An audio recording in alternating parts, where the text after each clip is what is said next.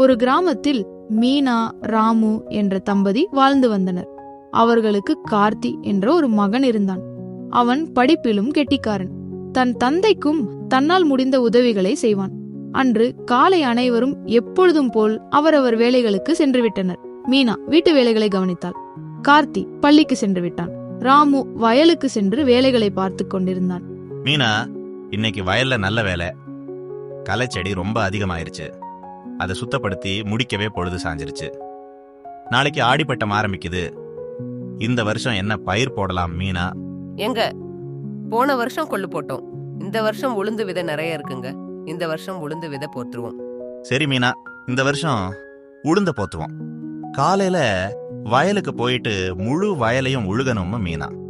காலையில என்ன கொஞ்சம் சீக்கிரம் எழுப்பி விடுறியா? சரிங்க, சீக்கிரம் எழுப்பி விடுறேன். பாண்டி அண்ணன் கிட்ட மாடு கேட்டீங்களா? ஆமா மீனா, காலையில தான் நம்ம கிட்ட போய் பேசிட்டு அப்படியே மாட்டை ஓட்டிட்டு வயலுக்கு போகணும். சரிங்க. காலையில் பாண்டி அண்ணனிடம் மாடு வாங்க செல்கிறான் ராமு. பாண்டி அண்ணே, எனக்கு உங்க மாடு வேணும். ஆடிப்பட்டம் வரதால வயல்ல விதை போடலாம்னு இருக்கேன். அதனால வயலை உழுகணும் அண்ணே. உங்க 2 மாட்டையும் கொஞ்சம் தரீங்களா? சரிடா ராமு, தாராளமா புடிச்சிட்டு போ. மாட்டுக்கு 100 ரூபாடா ராமு. 2 மாட்டுக்கும் சேர்ந்து 200 ரூபாய் கொடு. நீ மாட்டை விடும்போது சாயந்தரமா காசு கொடுத்தா போதும். இப்ப மாட்டை ஓட்டிட்டு போ. ரொம்ப நன்றி அண்ணே.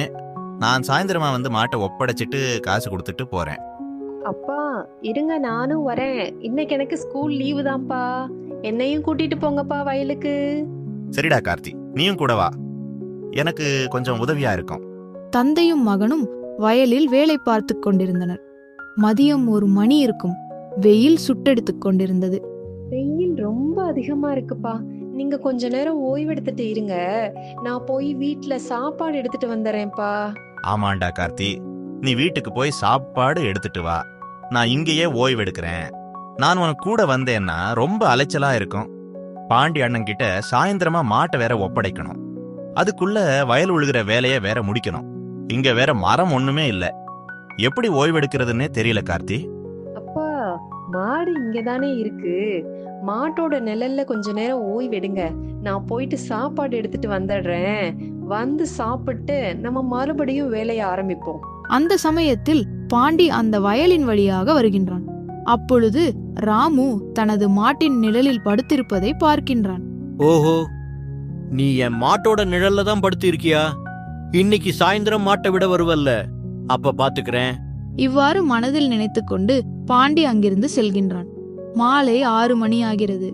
மகனும் தந்தையும் வயல் வேலைகளை முடித்துவிட்டு மாட்டினை பிடித்துக்கொண்டு பாண்டி அண்ணனின் வீட்டிற்கு செல்கின்றனர். வாடா ராமு, வயல்ல வேலையெல்லாம் முடிஞ்சிடுச்சா? வேலையெல்லாம் முடிஞ்சிடுச்சு பாண்டி அண்ணே. மாட்டை தொழுவத்துல கட்டிட்டேன். இந்தாங்க 200 ரூபா. 200 ரூபாயா? 300 ரூபா கொடுடா. மாட்டுக்கு மட்டும்தான் 200 ரூபாய். நீ மதியம் மாட்டோட நிழலில் படுத்து நிம்மதியா தூங்கிட்டு இருந்த. நானும் பார்த்துட்டு உன்னை எழுப்ப வேண்டான்னு வந்துட்டேன். அதுக்கு 100 ரூபா அதிகமா கொடுக்கணும். ஆக மொத்தம் 300 ரூபாடா ராமு. பாண்டி அண்ணே, என்ன ஏன் இப்படி ஏமாத்துறீங்க? நான் மாட்டை மட்டும்தான் காசுக்கு வாங்கிட்டு போனேன். மாட்டோட நிழலுக்கு நான் எப்படி காசு தர முடியும்? காசு தந்துதான் ஆகணும்டா ராமு. நீ என் மாட்டோட நிழல்ல நல்ல படுத்துதானே இருந்த. அப்புறம் எப்படி தர முடியாதுன்னு சொல்ற? சரி வா, நம்ம 2 பேரும் ஊர் தலைவர்கிட்டே போவோம். யாரு பக்கம் நியாயம் இருக்குன்னு அவர் சரியா சொல்லுவாரு. இருவரும் ஊர் தலைவரிடம் போய் கூறினர். ஊர் தலைவருக்கு பாண்டி செய்யும் ஏமாற்றுத்தனம் புரிந்தது. ஆனால் அவனுக்கு எப்படி பாடம் கற்பிப்பது என்று தெரியவில்லை. அப்பொழுது ராமுவின் மகன் கார்த்தி முன்வந்து, மாட்டிற்கு கொடுக்க வேண்டிய 200 ரூபாயை இப்பொழுதே கொடுத்து விடுகிறோம். மாட்டின் நிழலுக்காக கொடுக்க வேண்டிய 100 ரூபாயை நாளை காலை வந்து கொடுக்கிறோம் என்று சொன்னான். அனைவரும் அதை ஏற்றுக்கொண்டனர். ஊர் தலைவர் கூட்டம் கலைந்தது. அடுத்த நாள் காலை அனைவரும் கூடுகின்றனர். பாண்டி, கார்த்தி, ராமு, மீனா, ஊர் தலைவர் மற்றும் மக்கள் அனைவரும் வந்துவிட்டனர். என்னடா தம்பி, நேத்து சொன்னபடி என்னுடைய 100 ரூபாயை கொடு.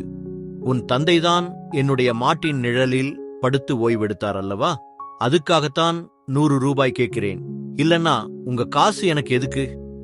இங்க பாருங்க பாண்டி அண்ணே, எங்க அப்பா உங்க மாட்டோட நிழல்ல ஓய்வெடுத்ததுக்காகத்தானே காசு கேக்குறீங்க. எங்க பாத்துக்கோங்க, இது எங்க 100 ரூபாய் நோட்டு, இது எங்க 100 ரூபாய் நோட்டோட நிழலு. இந்த நிழலை எடுத்துட்டு போங்க. எங்க அப்பா மாட்டோட நிழல்ல படுத்ததுக்கும் எங்க 100 ரூபாயோட நோட்டோட நிழலுக்கும் சரிசமமா போச்சு. இதை கேட்டதும் பாண்டி அதிர்ந்து போய் நின்றான். ஊர் மக்கள் கார்த்தியின் புத்திசாலித்தனத்தை பாராட்டினர்.